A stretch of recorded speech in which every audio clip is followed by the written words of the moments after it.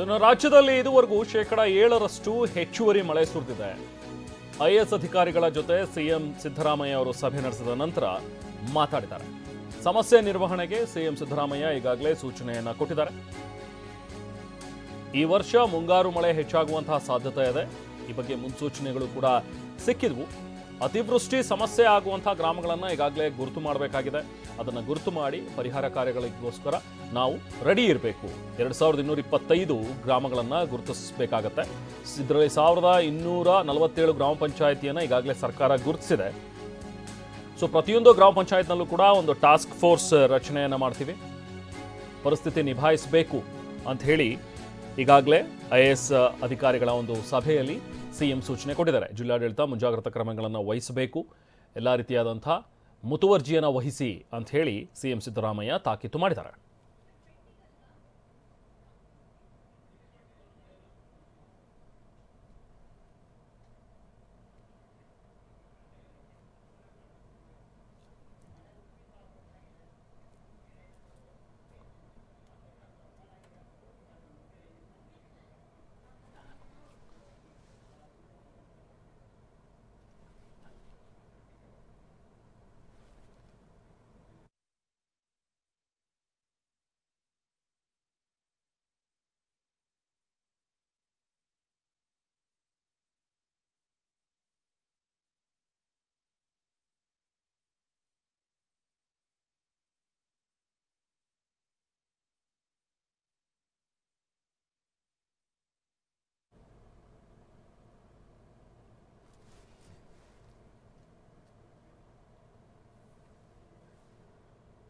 ಒಟ್ನಲ್ಲಿ ರಾಜ್ಯಾದ್ಯಂತ ಸುರಿತಾ ಇರುವಂಥ ಒಂದು ಮಳೆಯಿಂದಾಗಿ ರಾಜ್ಯ ಸರ್ಕಾರ ಕೂಡ ಈಗ ಎಚ್ಚೆತ್ತುಕೊಳ್ತಾ ಇದೆ.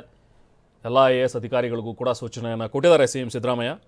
ಯಾವುದೇ ರೀತಿ ಎಲ್ಲೂ ಅನಾಹುತಗಳಾಗಬಾರ್ದು, ಆ ರೀತಿಯಲ್ಲಿ ಟಾಸ್ಕ್ ಫೋರ್ಸ್ಗಳ ರಚನೆ ಮಾಡಿ ಎಲ್ಲ ಮುಳುಗಡೆ ಆಗುವಂಥ ಗ್ರಾಮಗಳನ್ನು ಗುರುತಿಸಿ ಆ ಭಾಗದಲ್ಲೆಲ್ಲ ಕೂಡ ಪರಿಹಾರ ಕಾರ್ಯಾಚರಣೆ ನಡಿಬೇಕು ಸೂಕ್ತವಾಗಿ. ಆ ರೀತಿಯಾಗಿ ನೋಡ್ಕೊಳ್ಳಿ ಅಂತ ಹೇಳಿ ಈಗಾಗಲೇ ಸಿಎಂ ಸಿದ್ದರಾಮಯ್ಯ ಸೂಚನೆಯನ್ನು ಕೊಟ್ಟಿದ್ದಾರೆ.